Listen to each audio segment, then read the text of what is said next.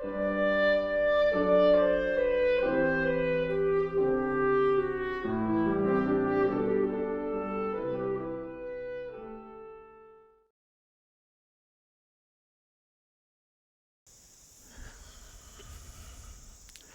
the title of the talk this morning that I thought we could explore is Coming Home.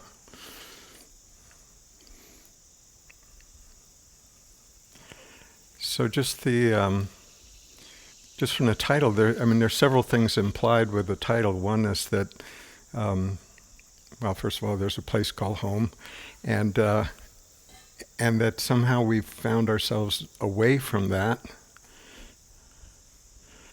through some circumstances, and there's some desire or longing to come back home. However you define that, does that resonate at all? I mean, does anyone have that sense of sort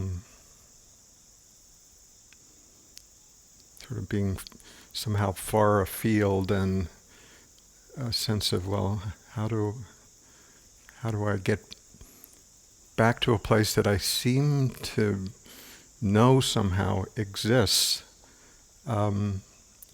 where life, let's say, seems to have a deeper sense of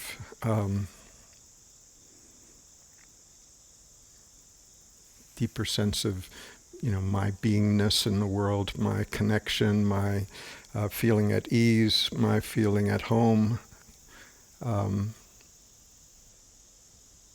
That whole sense of belonging in a way, like being a part of, being in unity with, that whole sense is what I'm talking about.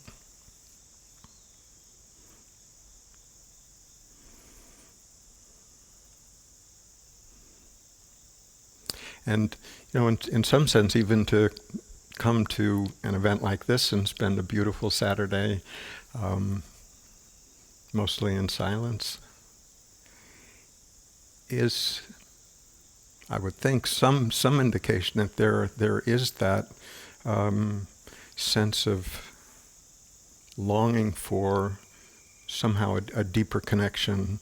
However that's expressed, maybe it's expressed, a deeper connection with life, a deeper connection, with others, the world at large, deeper connection, with something bigger than ourselves somehow.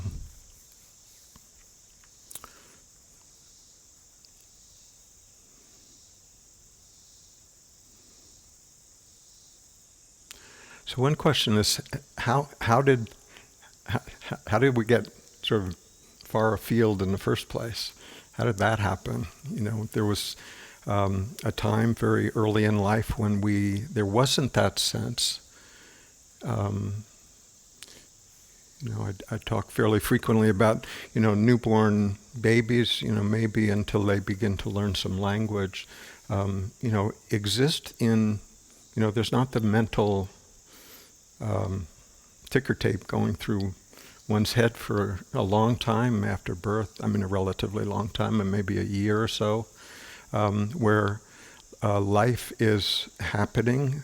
The child is perfectly aware, present, noticing what's happening around them, may not know what any of it means, but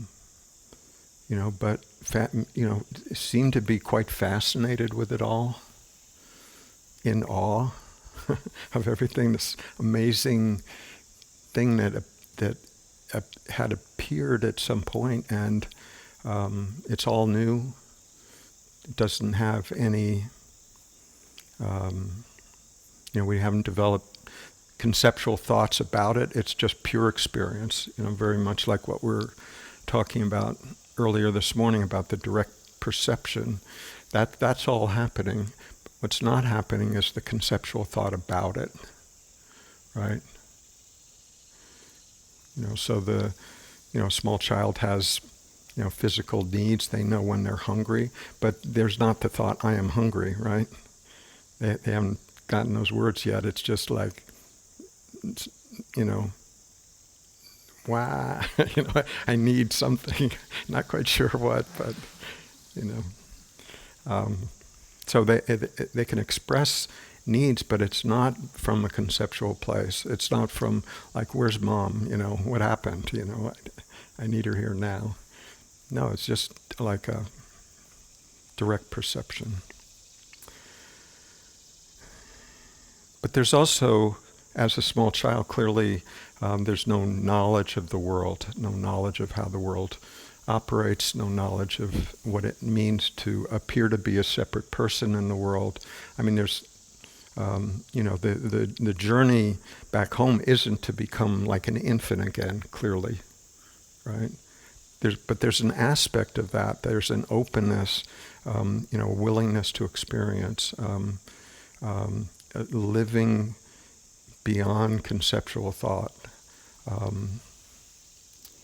Is something that we've lost to a large degree. So how did that happen? How did we lose that sort of openness to the immensity of life? Without our judgment, our blame, our beliefs in what should and shouldn't happen. All of that came later. Right. So all of that was taught or somehow ingested, somehow learned along the way. And one of the first things that was learned was that, you, Johnny, or you, Mary, you are a separate person. You have a name that's different from mom and dad and your sister and brother, and you're an individual being separate. It's, and you can watch little children sort of understand that for the first time, that they are indeed separate, and then they can have wants, like I want, or mine, sort of grabbing, terrible twos, like I'm a separate person and I want and I can demand, and most of the time if I demand loud enough, I get it. So this reinforces, yes, I can get what I want. I can manipulate mom.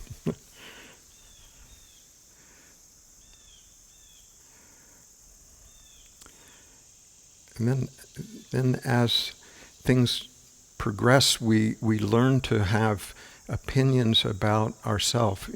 Sometimes parents tell us, sometimes teachers, sometimes friends, are constantly informing us about what they think we are or how they think we should be.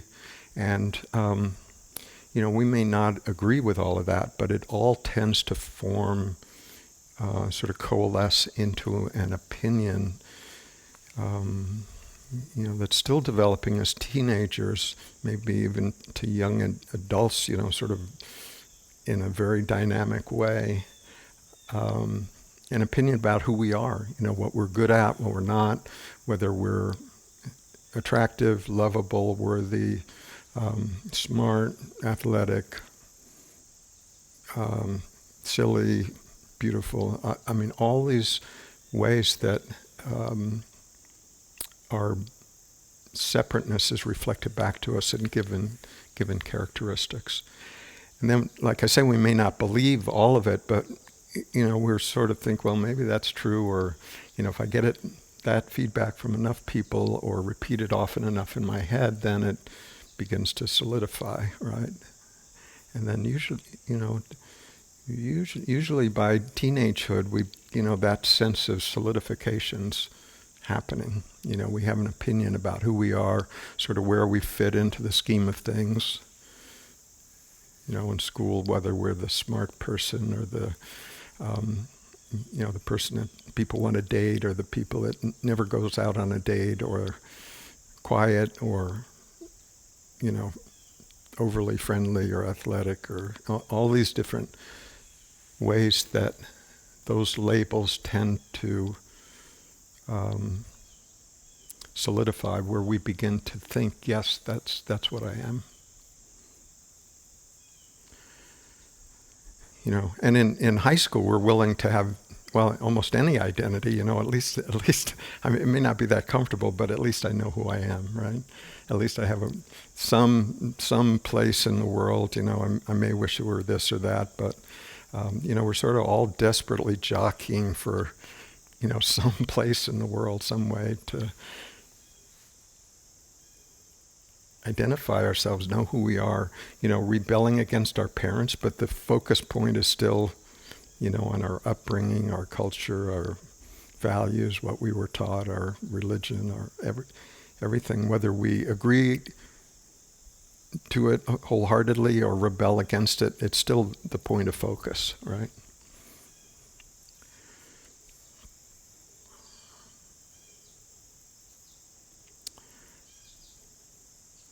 So somehow there's this movement towards wanting to know what we are. But the way we go about it is looking at, how others reflect our existence back to ourselves, what they say about us, what our teachers tell us, what our parents tell us.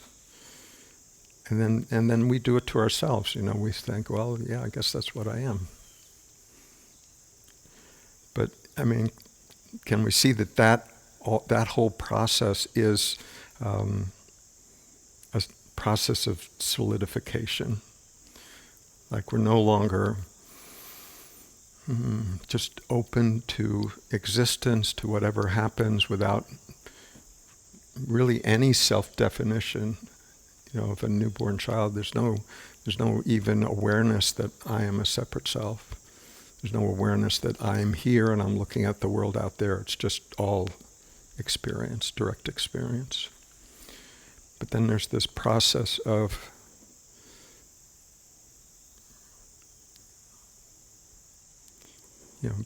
becoming a particular separate person. And then later in life, we do it with, career and family and, community position, our friends, our team, our country, our, where we go to church. All of these ways are ways that we tend to define ourselves, looking for some,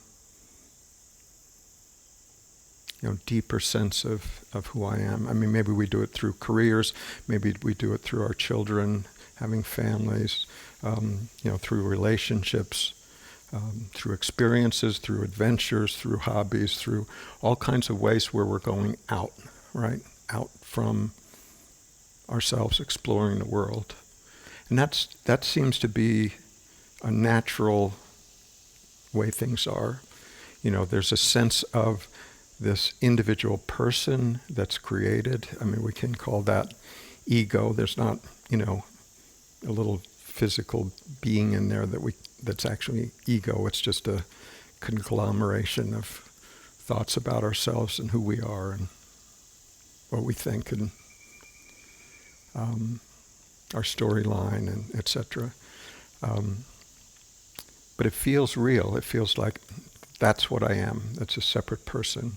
And as we grow up, we tend to want to either establish those boundaries of who we are or sort of push the boundaries. Maybe I'm a little bigger than that. Maybe I can do this. Maybe I can become good at that. Maybe I can have a relationship with another person. Just like expanding our place in the world. But I'd suggest it's all being done from this perspective of I am separate from the world and I want to experience the world. I want to experience the world in a way that feels pleasurable to me. Right? That's why we do most things, right? In order to be more happy, feel good, feel,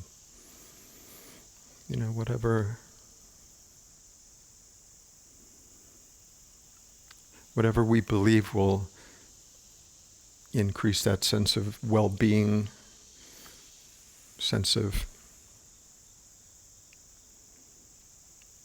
belonging, being appreciated, being loved, however we explore that. But the perspective is from me as a separate body, and the way to satisfy that desire for love, appreciation, respect, wealth, peace, whatever, is going out there, right? But at the same time, we're sort of going out there to sort of seek pleasure and happiness. There's also a little fear in there, well, what if I'm rejected? What if they don't like me? What if I ask someone for a date and they say no? What if I go to a job interview and, they dismiss me? There's also that sense of fear. So, there's a bit of wanting and hesitating at the same time. Sometimes, if we're a little more courageous, we're willing to push through those fears and, go out, explore a little further away from home. But it's useful to recognize that those two sort of competing emotions within us, that desire for sort of expansion, and then also, the fear of, oh, what if I get hurt? What if they don't like me?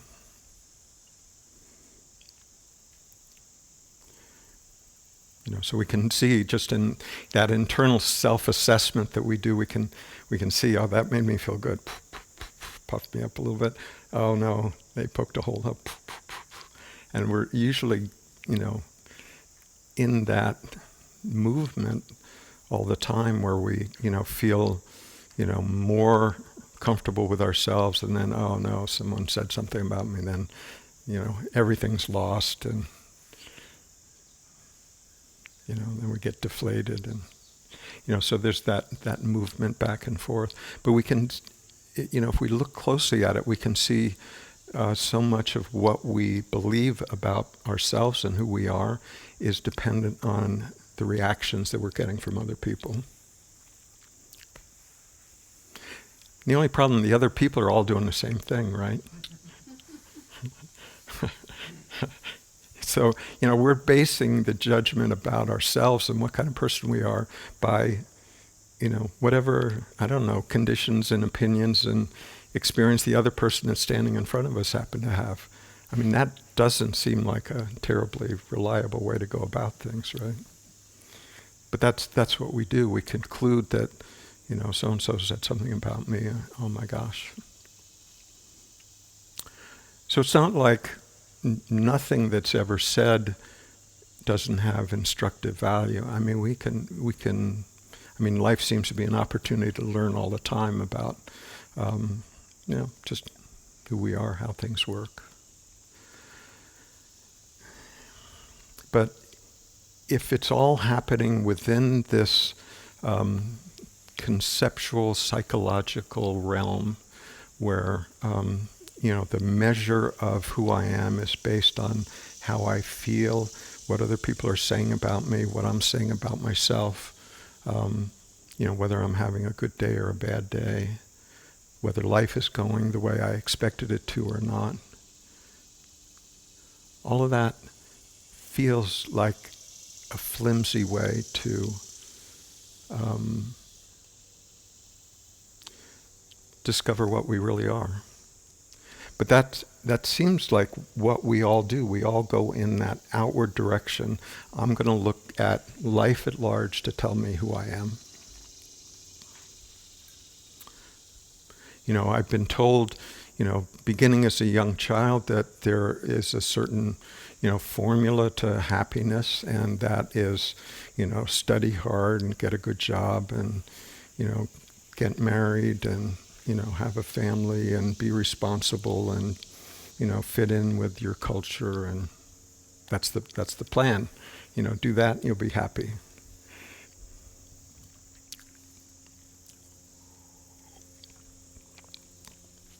And so a lot of us try that, see how well that works, and, buy into that formula. And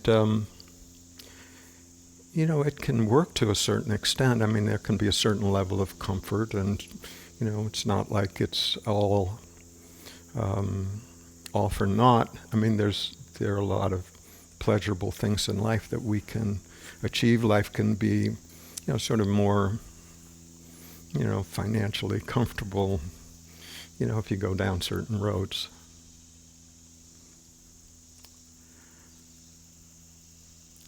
But one of the challenging things for people who have, let's say, gone down the road seeking wealth or fame or power, and they've gone down those roads wholeheartedly, devoted their whole life, let's say, to fame, and you look at the, I don't know, movie stars, singers, that have gained, immense fame, all the adoration that anybody could ever want. And yet they're still, you look around and they don't seem all that happy.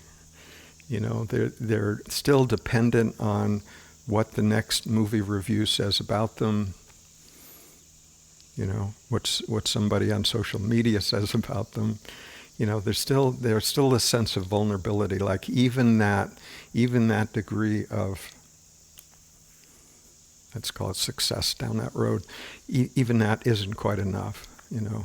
That okay, maybe that fame is really good, but what I really need is a new relationship, or maybe more drugs, or it's always a question of more. Like even when there is that degree of success or wealth, you could say exactly the same things about wealth or power. You can look around and see even people with immense wealth, there's like, yeah, but more. More would feel better. More would feel safer. Not enough, right? So it's still based on something outside of ourselves, right? I've told this story before, but it's a great story, so I'll tell it again. I was standing on a corner. Patty was there, just waiting to cross the street up in where's Omega Institute in Rhinebeck, New York. Anyway, we're just in town. The light was waiting to be changed. We were standing on the corner, and there were three probably 35-year-old men, business suits, well-groomed, well-dressed and everything. And one of them said to the other, if I had 20 million, I'd be happy.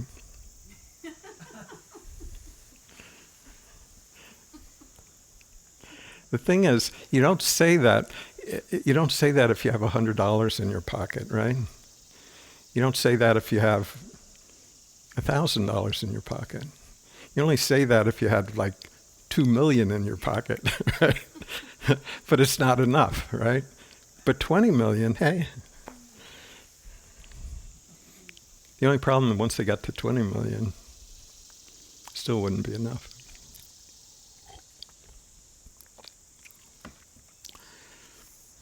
So there's this sense of more. So when we're still looking to be, to feel fulfilled from the outside, it's never going to be enough.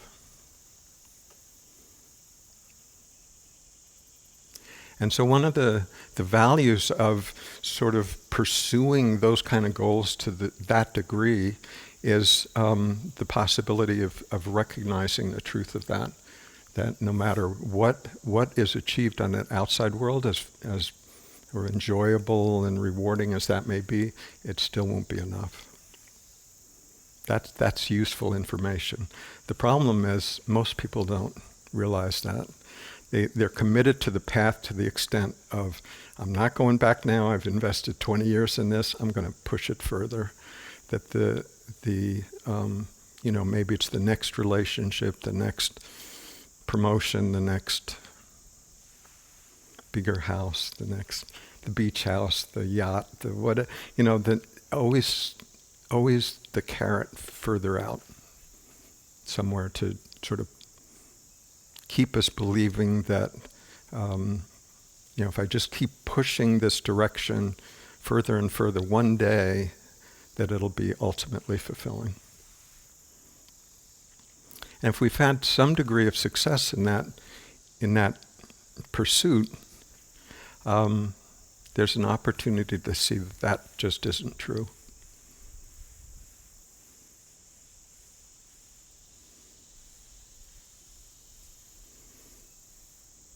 But most people never see it. They think, well, this was nice, that promotion was good, and I felt really good about it for, a couple of months, and then I started being envious of that other person down the way. More. Greed, right? Greed is not just about money, it's about the sense of more, like not enough.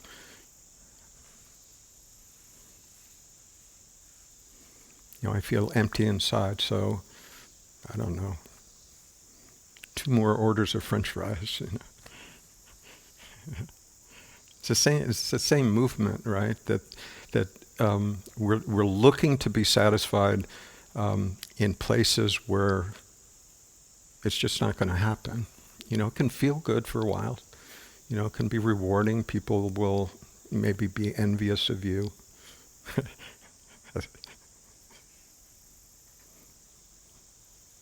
That's a really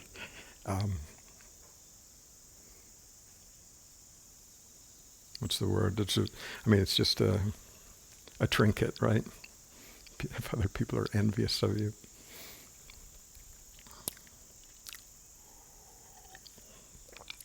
So one day, if we're lucky, we might be, doesn't necessarily have to be a shock, it can just be a little voice inside that questions whether this movement that we were all sort of taught was the way to go,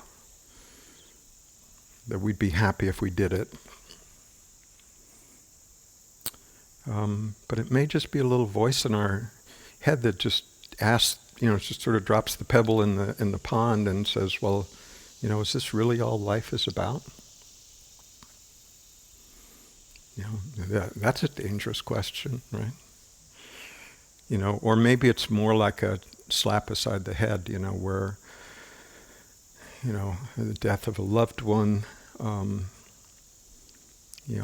personal, serious illness, loss of a career, messy divorce. All of those things can cause us to sometimes, hopefully we can use those kinds of situations to just stop and wonder whether we need to reassess things, need to look at life a little bit differently. So we can bemoan the fact that those kind of things happen, and yet often, people become willing to look at life in a deeper way only when there's some shock happening. Doesn't have to be like that, but often is. Where things didn't turn out the way I expected them to be. I tried it, I went out, I looked, and I found that it wasn't. There wasn't ultimate fulfillment where I was looking. So I'm going to look somewhere else. Makes sense. There's sort of a cute story. There's sort of a crazy man saint in Persian mythology. I don't actually know if it's a real person or not, but the name of the person was Mullah Nasruddin, and the story is that he lost his keys, and it was nighttime. And so he was down on his hands and knees underneath the streetlight looking for his keys. And somebody came along and said, Nasruddin, what are you doing? He said, oh, I lost my keys. And the person said, well, I'll help you. So he got down on his hands and knees and were looking for the keys. After about 10 or 15 minutes, they didn't find their keys. The other person asked Nasruddin, well, where'd you last see the keys? He said, well, I lost them in the alley over there, but the light's much better here.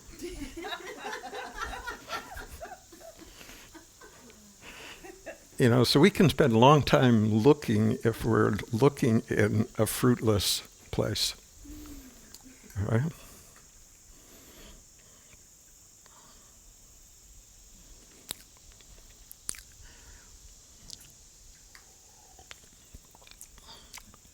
There's also an interesting story in the Bible, whether you're Christian or not. It's an instructive story, and it's a story of the prodigal son. This fairly wealthy farmer has two sons, and they're both given equal shares of the inheritance. And one son goes off and it's not real explicit what he did, but partying was involved, I'm sure, and sort of gambling and who knows what. And he comes back a few years later and is broke. He gambled. He lost his entire inheritance. The other son played it safe. A little bit of fear, didn't want to go out and risk anything. He stayed home. And when the son that went off and lost everything came home, the father treated him better than the son that stayed home. And the son that stayed home said, Dad, what's the story here? He went off, lost his inheritance, and what about me? Shouldn't I be the one that treated better?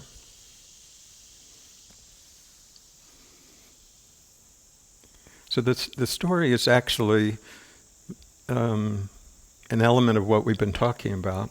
The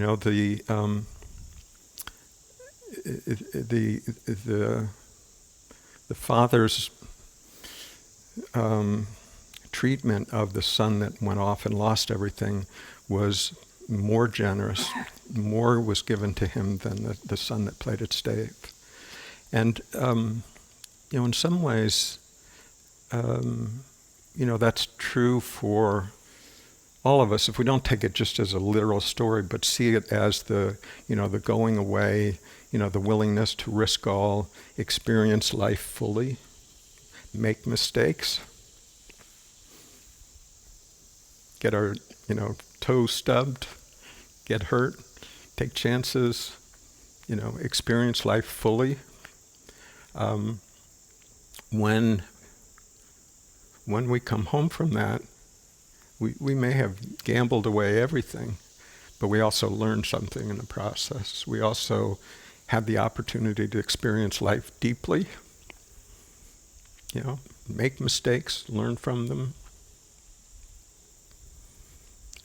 And if that's compared to another person who was just, with a little fear, wanted to play it safe, protect what he had, the opportunity to learn,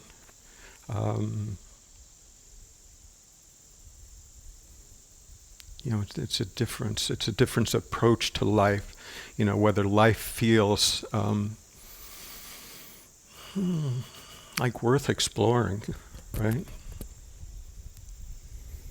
Do we, at the end of our life, do we want to say on our deathbed, well, hey, I played it safe. I got this far and nothing too bad happened.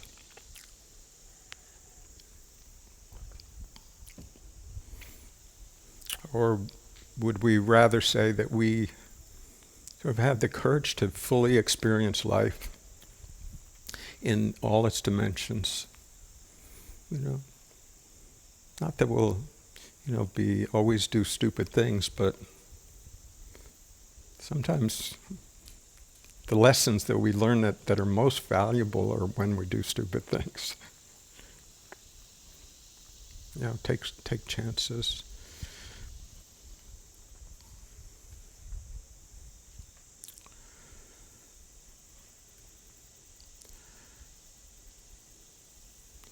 So when we talk about exploring life, there's immense amount to experience. Clearly, number of ways to do that. Things that we can learn from doing that. But at some point, we may recognize that we have enough data. We have enough data about how life works, right? We've experienced enough about it that the movement is not just, well, I just want more of that, more pleasure, however that looks to us.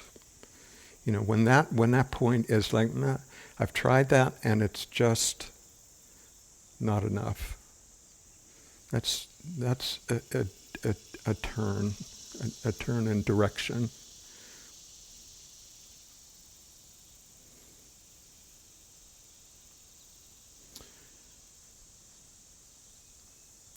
So whether we consider ourselves to be religious or not, when that point happens, it's not necessarily even a religious movement. It's just something that is real for us. Like I need a different perspective. I need a different way of looking at this life, different way of looking at my role in this life, what that looks like. So at that point, that's the turning point. So at that point, if we take that question seriously, that's the beginning of coming home, right? Returning home. We may not even know what home is. Doesn't have to be spiritual. My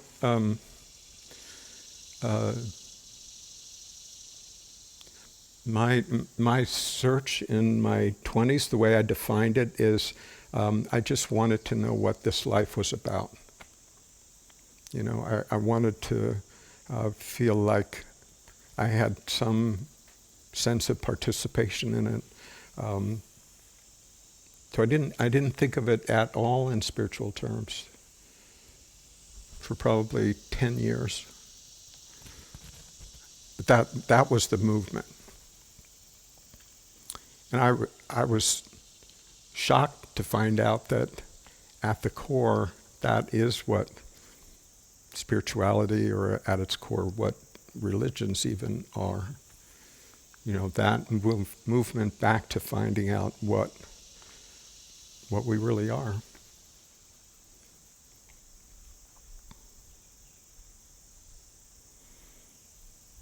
So just that movement, it can just be a simple question that may sort of deepen over time, or it may, like I say, be a shock where we're just forced to look at things differently. But either way, sort of life will use whatever hook is appropriate to pull us back when the time is right. Often we need to, well, the typical word is go astray, but that's misleading because it's not a mistake. It's only a mistake if you keep doing the same dumb things over and over again. If you just do them once or twice, hey, that's learning. If you keep doing it over and over again, well, that's just being stubborn.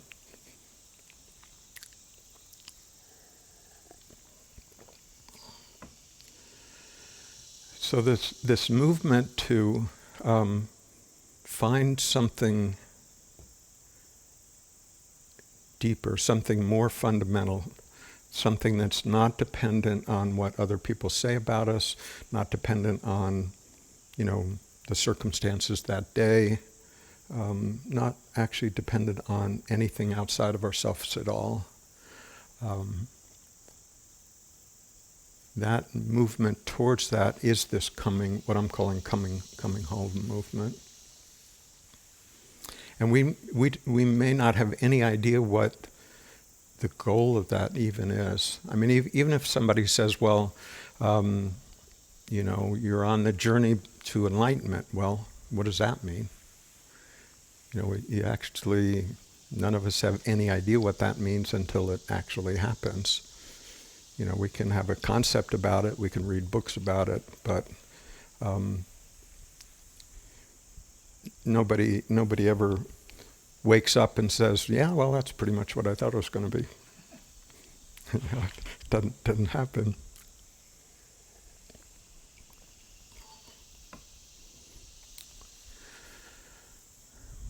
So we might hear that there is a resolution possible. That's good news, right? If life was just about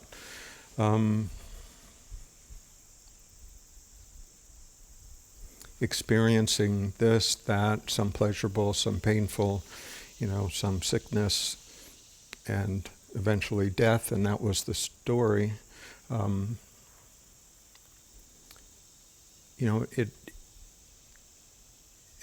It's hopefully a relief to at least acknowledge the possibility that there is some resolution other than that. So that's, and it doesn't actually matter whether you believe that's true or not. Actually, belief is totally irrelevant. Belief is actually counterproductive in what I'm talking about. What's important is the willingness to look for ourselves in our own direct experience. So Socrates 2,500 years ago talked about know yourself, right? Know thyself. So when we first hear that, we think, oh, okay, well, I'll sort of look at my psychological makeup and why I do this, and see a counselor, and hopefully to round off a few rough edges and feel better about myself. But I'd suggest that's still looking outside. It's still looking at our personality, it's still looking at our conditioning, how we relate to the world. But all of that, when we just step back a little bit, like we did it the first thing this morning, and just notice that there is this awareness that notices, when we're contemplating our personality or shortcomings or our habits or our relationships, all of that is still on the outside. It feels closer than, like, I don't know, that tree over there, but it's still something, just like the tree, that it feels like I'm here, tree's there, and I'm looking at the tree, right? So we have the perceiver, the perceived, and the perceiving. The seer, the seen, and the seeing, right? But we do the same thing with our thoughts, right? There's the thinker, there's the thought, and then there's thinking, But where's the boundary there? I mean, are they three different things, or is it all really the same phenomena? Where's the thought without the thinker?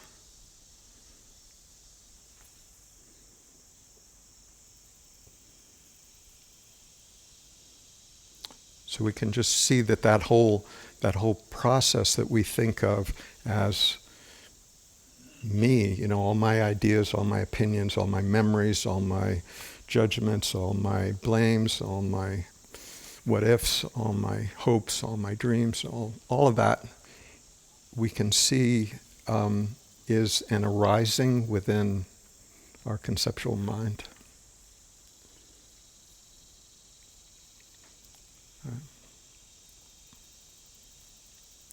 So we can look and say, okay, well, there's this body here, right? There's no denying that.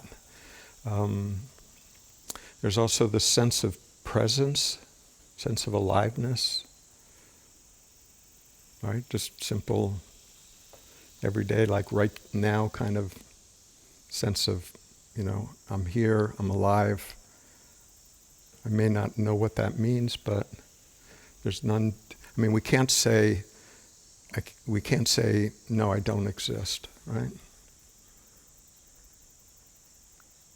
I mean, you just can't say that.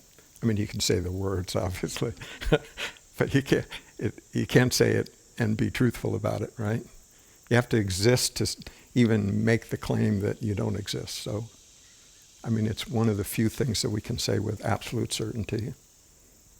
I may not know what this whole apparatus is, but I can say with absolute certainty that I know that I exist,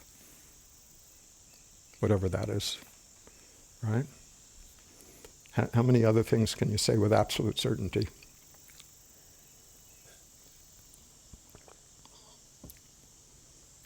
Not many, if you really look at it. Not many.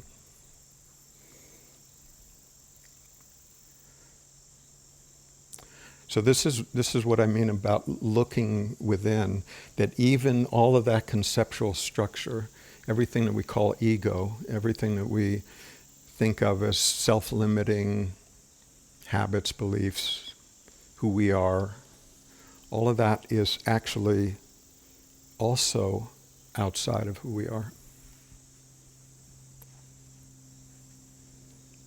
It doesn't feel as outside as that brick wall over there, but it's still something that we can look at, right?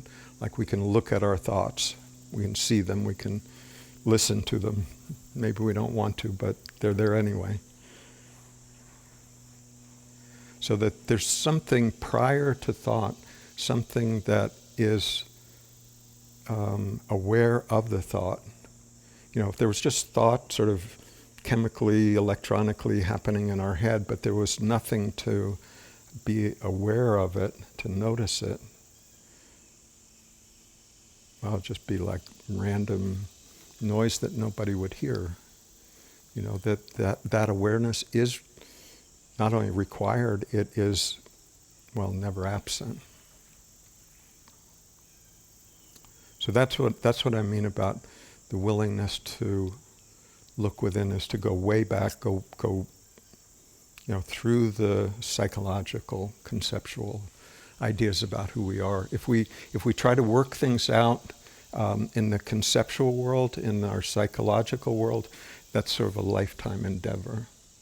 You can do it, but it's a long haul, and there's no end to it. We solve sort of one personality quirk, and there's, 3 more.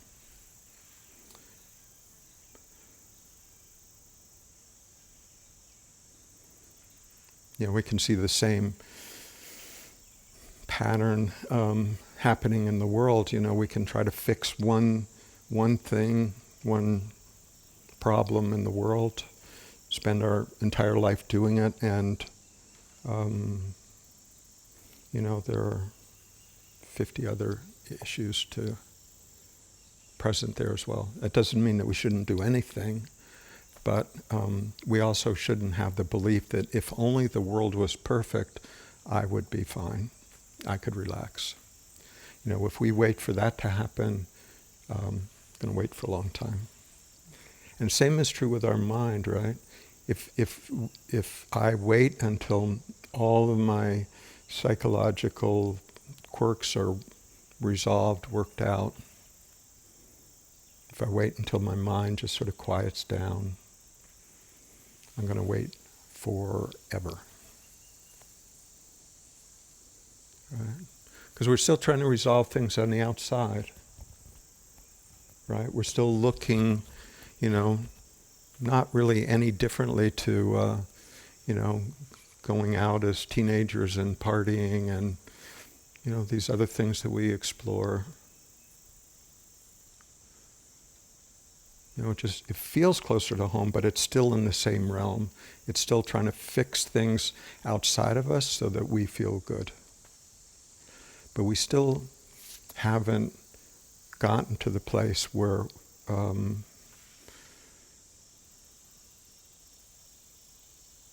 our peace and happiness isn't dependent on what's arising within our field of awareness. It's not dependent on our next thought. It's not dependent on what somebody else says to us. It's not dependent on, the circumstances of the day. Not dependent if we feel good or not.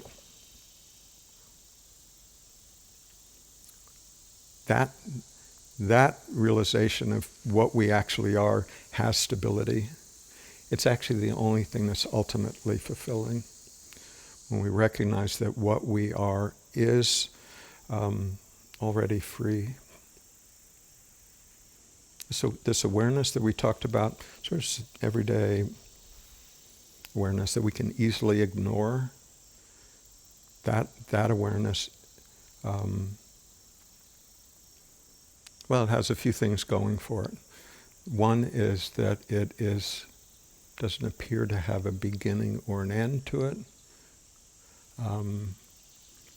When we really see it for what it is, it can't be hurt.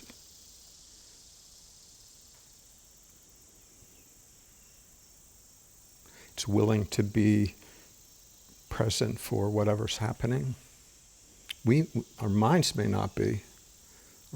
Our psychology can get hurt, no doubt. But this awareness is,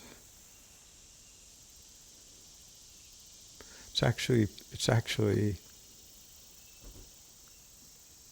as pure as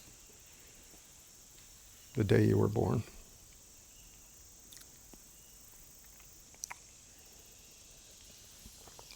Hasn't been tainted in any way. I'm not saying bad things, difficult things have happened to all of us. Maybe not to the same degree or in the same way, but none of us got to this age without having some heartbreak, some challenges, right? Anybody get this far without?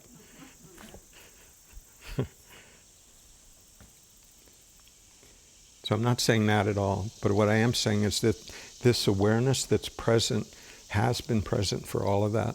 The good days, the bad days, challenging days.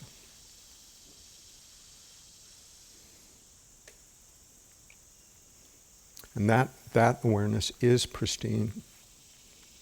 That's actually what we come home to is that realization. Not as a philosophical concept, not as a philosophy, but just as the direct recognition of, that's actually what I am. That's actually what's experiencing this body. It's actually what's living through this body. So I've been using the word awareness or consciousness sort of interchangeably. If in more religious terms you could call it spirit. You could call it Holy Spirit.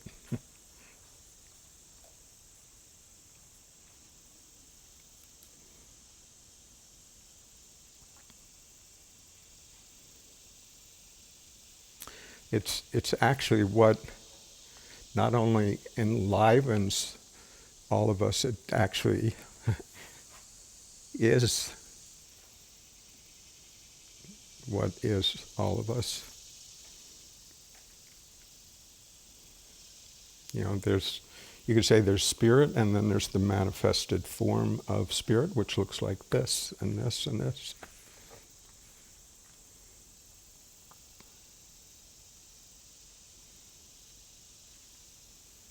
So when we truly see that, it can appear as like sort of a interesting meditational insight, like, oh, okay, this awareness thing is present.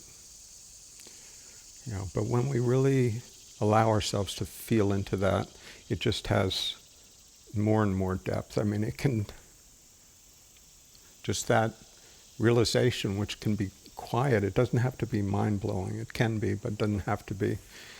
That realization can pull us all the way home.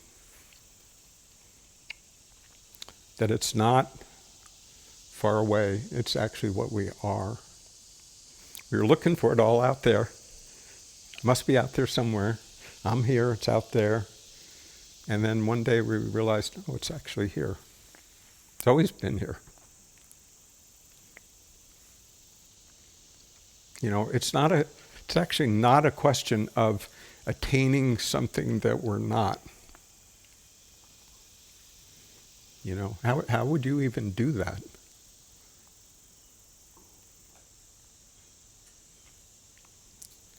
It's actually recognizing what we already are.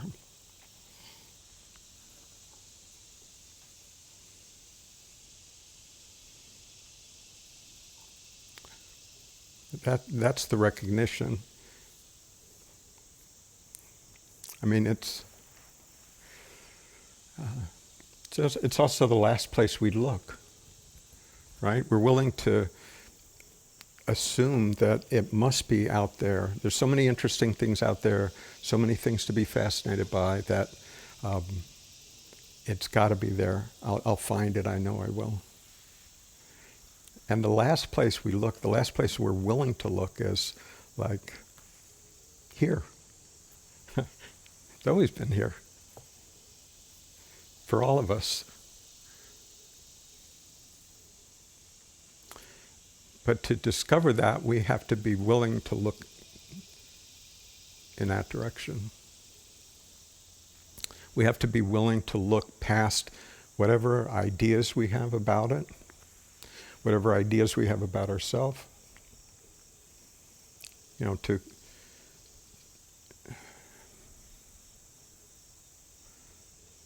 return to that same open-heartedness, that same open to life, that same sense of awe and joy and curiosity that we had as little children, but to come back to it with knowledge about how life actually works, to come to know what that is. Whereas when we were small children, we didn't know anything about what it was. It's not like knowledge about it. It's not like a dogma or, you know, some set of ideas that we have. It's just that direct experience of what we are. Already complete. That discovery frees us from the idea that what we are is a separate, limited being in a great big world. That's what we're freed from. It's not the end of the story, but it's an immense liberation to recognize that. You know, to realize that, you know, just going back and back and back, deeper and deeper, we realize that what we are isn't a function of our thoughts and beliefs and history, what we did 20 years ago, what we should have done last Saturday, none of that. You know, what we are is what we are, unavoidably, fortunately. You know, our job is just to be willing to look in that direction deeply enough and consistently enough to realize it for ourselves. Not because anybody said so. That's the possibility, to realize it directly for ourselves. And that possibility is available. Not only available, it's actually, it's actually our destiny.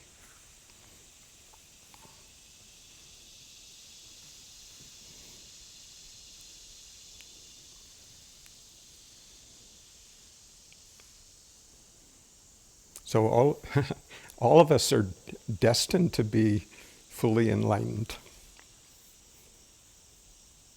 And the reason that I can say that is because we can't avoid knowing what we already are forever. Maybe for a long time, but not forever.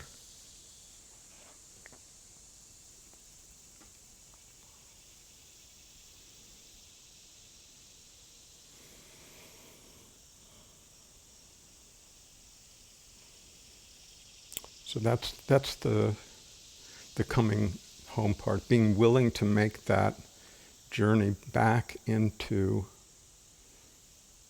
the discovery of what we really are already.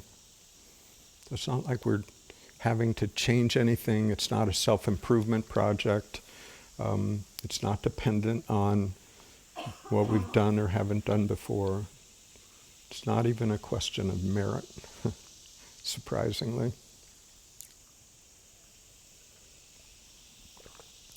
It's much more a question of willingness, being honest with ourselves about what we know and what we don't know,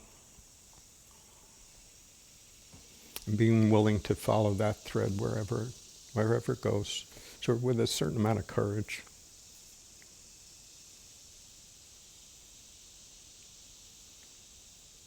If we're willing to do that and devote some energy to it, some consistency to it, that discovery is unavoidable.